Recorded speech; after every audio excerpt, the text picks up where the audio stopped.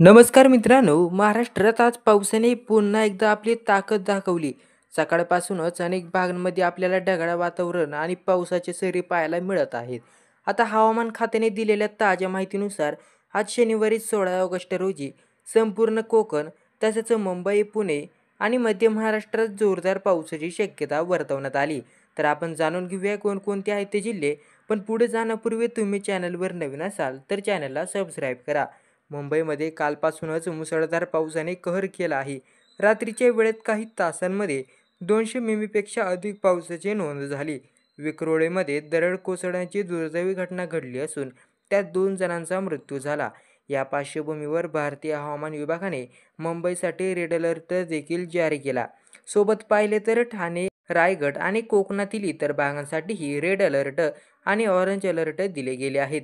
हे भाग आज दिवसभरात आणि रात्रीत देखील जोरदार ते अतिजोरदार पावसाच्या चपटीत येण्याची शक्यता आहे.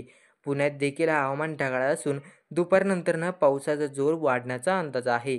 हवामान खात्याच्या इशाऱ्यानुसार संध्याकाळी विजांच्या कडकडाटासह पावसाच्या सशक्त सरी पडतील.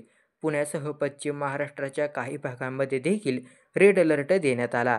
विदर्भ, मराठवाडा आणि मध्य महाराष्ट्रात हलका ते मध्यम स्वरूपाचा पाऊस पडण्याची शक्यता असून काही ठिकाणी विजांचा कडकडाट होऊ शकतो. परभणी, हिंगोली आणि नांदेड यासारख्या जिल्ह्यांमध्ये पुढील काही तासात पावसाचा जोर वाढू शकतो. नागरिकांसाठी महत्त्वाच्या सूचना: जिथे रेड अलर्ट आहे तिथे शक्यतो घराबाहेर पडू नका. पुराच्या किंवा दरड कोसळण्याचा धोका असलेले भाग टाळा. वाहतूक व्यवस्थेत अडथळा येऊ शकतात, त्यामुळे प्रवास शक्यतो टाळा. शेतकऱ्यांनी सध्याच्या हवामान स्थितीचा विचार करून शेतीसंबंधीचे निर्णय घ्यावेत. तर शेवटचा संदेश: आजचा दिवस हवामानाच्या दृष्टीने अत्यंत महत्त्वाचा ठरू शकतो. जिथे अतिवृष्टीचा इशारा देण्यात आला आहे त्या भागांमध्ये सतर्क राहण्याचे आणि प्रशासनाच्या सूचनांचे पालन करणे हीच सुरक्षितेची गुरुकिल्ली आहे.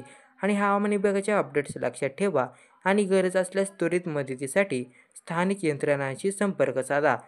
तर ही माहिती तुम्हाला आवडली असेल तर तुमच्या मित्रांना, नातेवाईकांना व्हिडिओ शेअर करा. तर पुन्हा भेटू एका नव्या व्हिडिओमध्ये.